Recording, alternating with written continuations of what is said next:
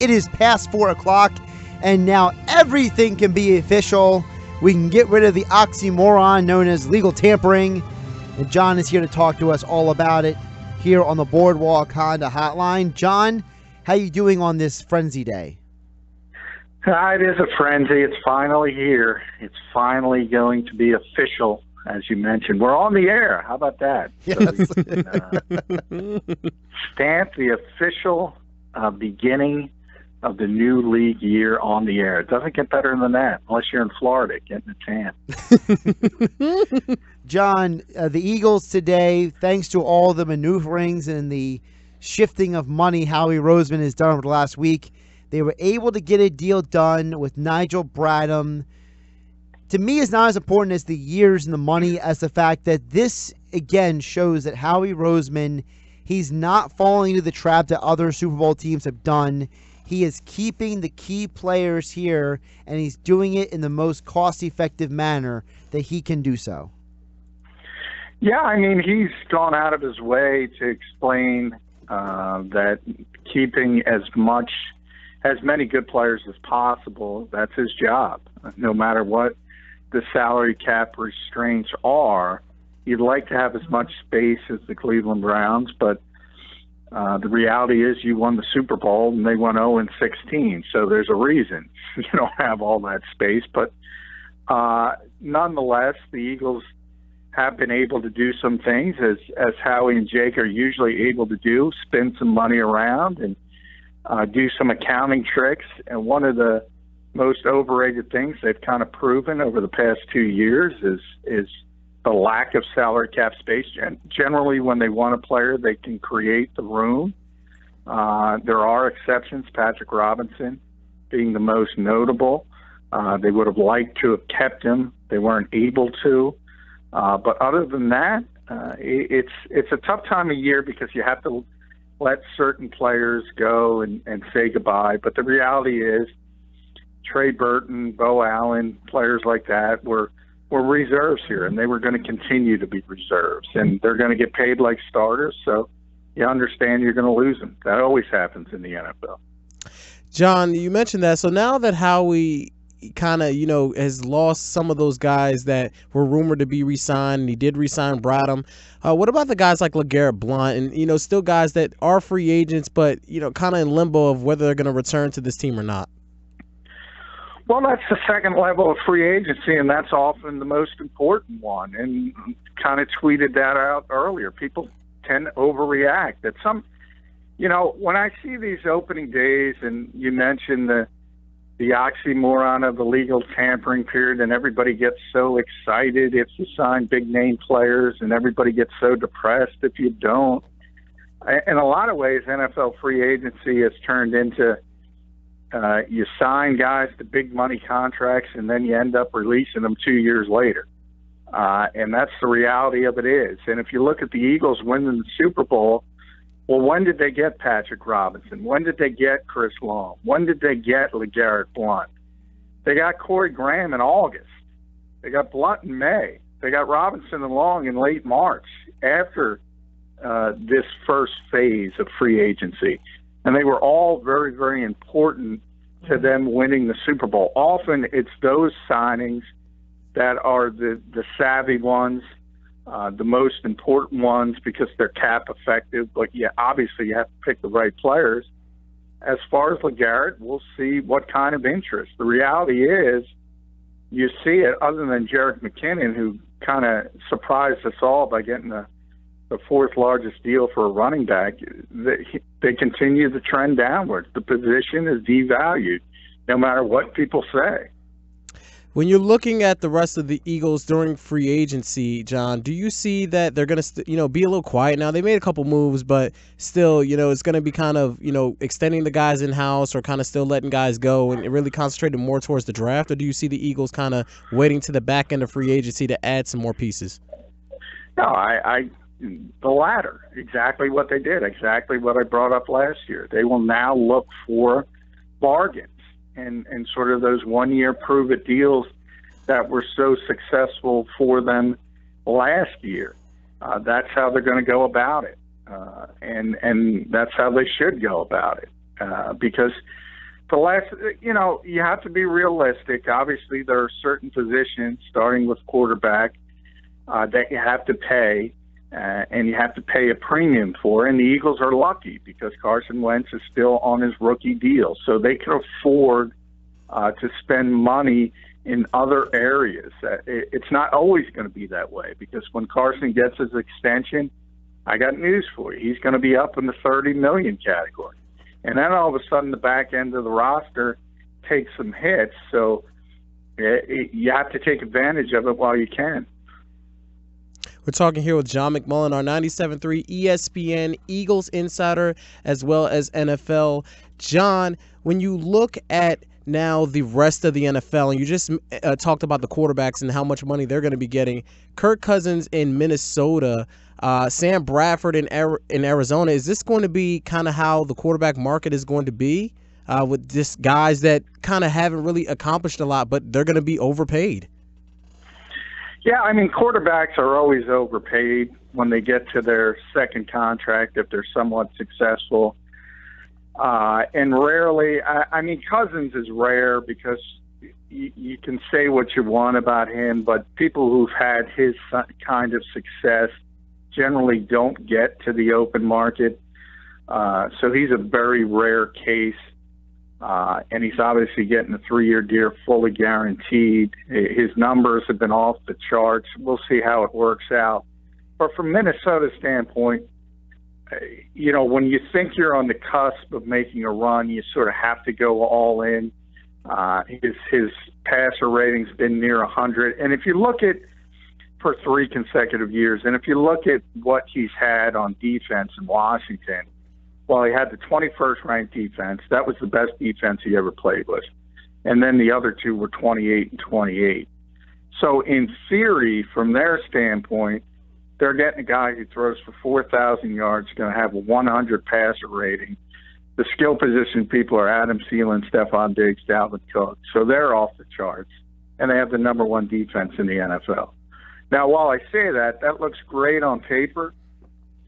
It's a ton of pressure on him as well, because he's going to be expected to win and expected to win at a high level, and we'll see if he can handle it.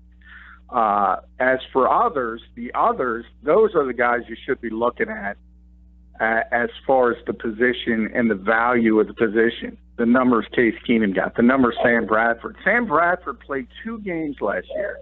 Mike Zimmer admitted he had a degenerative knee condition, and he got a raise. He got $20 million, and he was making 18. I mean, teams are so desperate for quarterbacks that they look at Sam in practice and how accurate he is, and he is.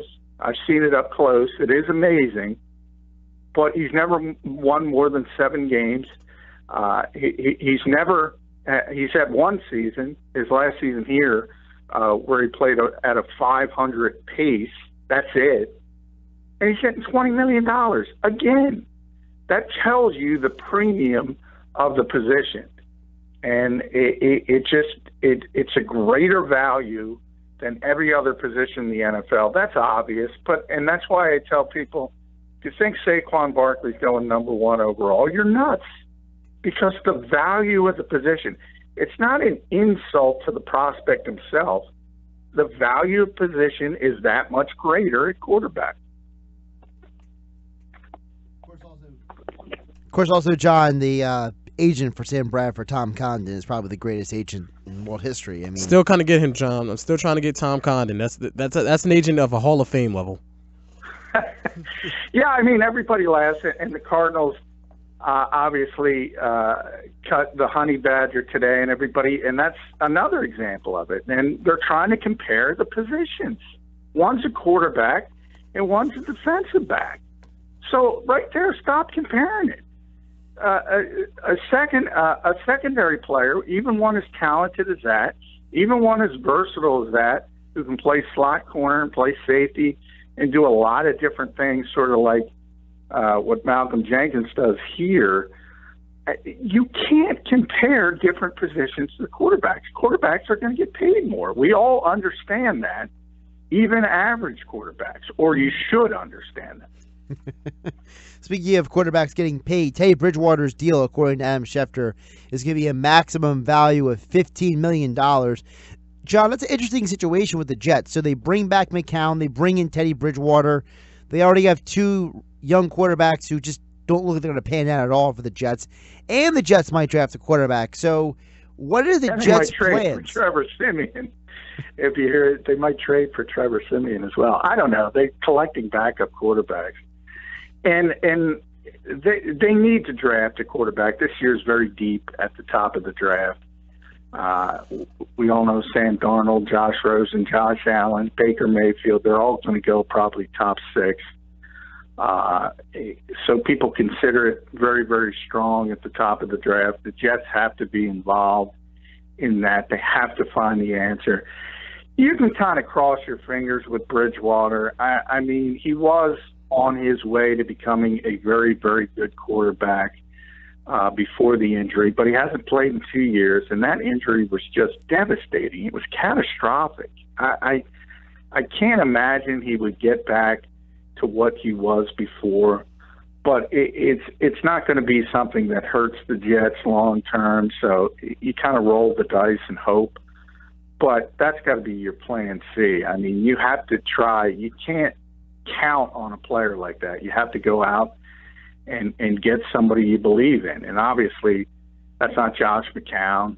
That's not Trevor Siemian. It's got to be somebody in the draft. John, we're also seeing right now that there are a bunch of tight ends all out in the market. Eric Ebron has been released. Ed Dixon is out there available. Austin Seferian-Jenkins is meeting with the Seahawks today, the Jaguars tomorrow. And I bring it up because the Eagles have a vacancy at tight end. They cut Brent Selleck, and Trey Burton is now in Chicago. Are any of the current free agent tight ends a possible option for the Eagles? Well, they're going to bring in a tight end, but I think they'll be looking for more of a blocking tight end. Now, they also need depth at the position, and so you also need somebody to take on a Trey Burton-like role who can play, about 25% of the time.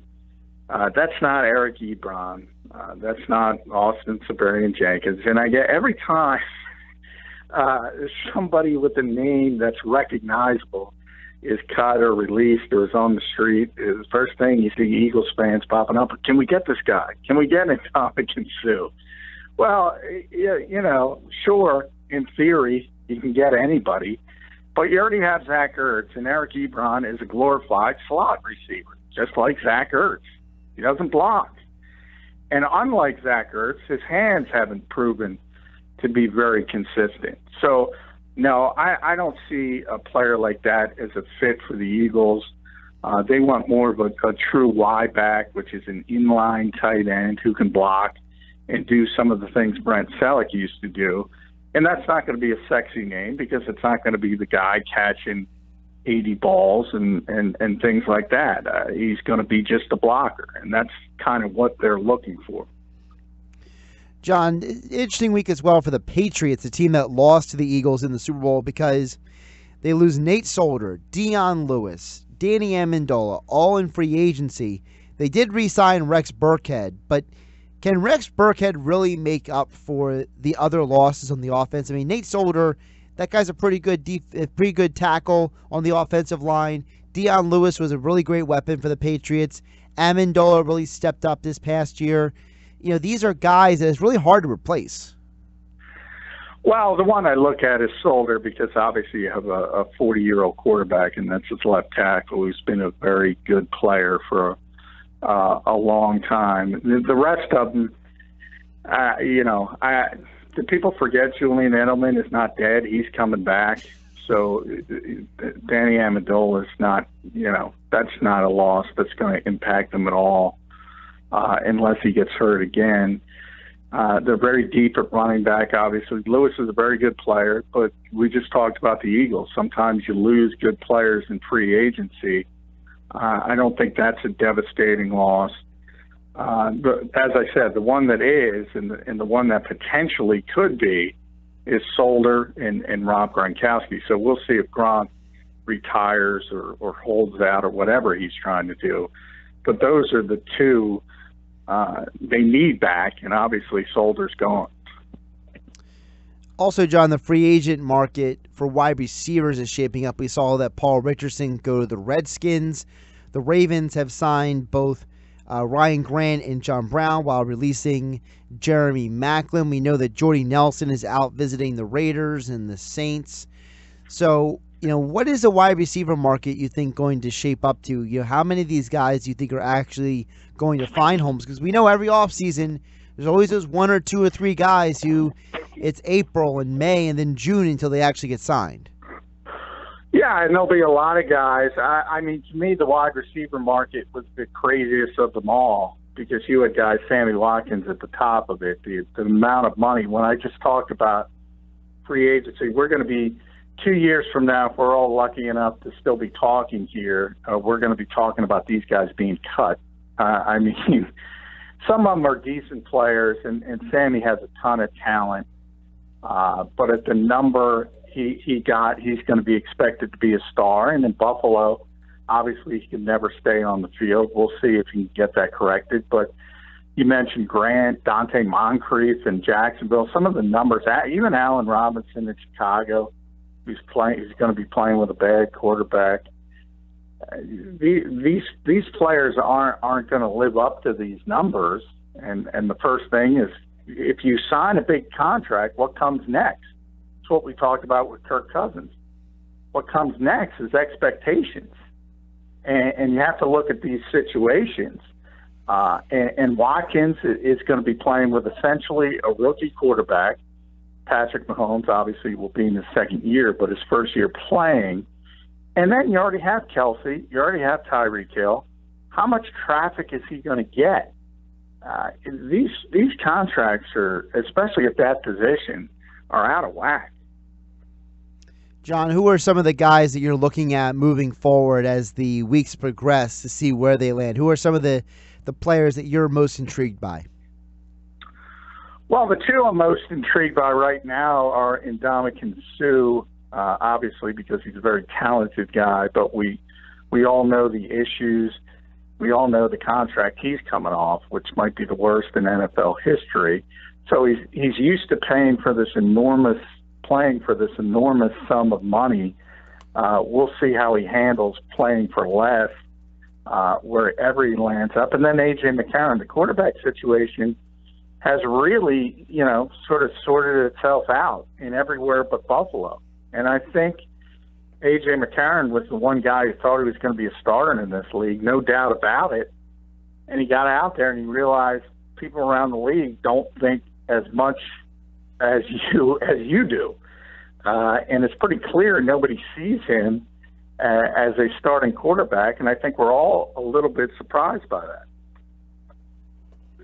He is John McMullen. You can follow him on Twitter at JFMcMullen. Check all of his work at 973ESPN.com. And also, if you download the 97.3 ESPN app, you can get all of his work on the app, too. So, John, there's 3 different ways people can keep up with you during free agency, which is going to be especially important because of the NCAA tournament. You will not talk to us again until Monday. So, we will have to live without hearing from you, John, for a couple of days. People can follow you on Twitter, catch you on the app, and catch all your work on the website, 973ESPN.com. That's tough to do. You got to live without me. But you got to read. It's good for you. It is good for you. It stimulates the neurosensors. Exactly. Sean just shaking his head at me now. I was like, did you really just bring that up? Yeah.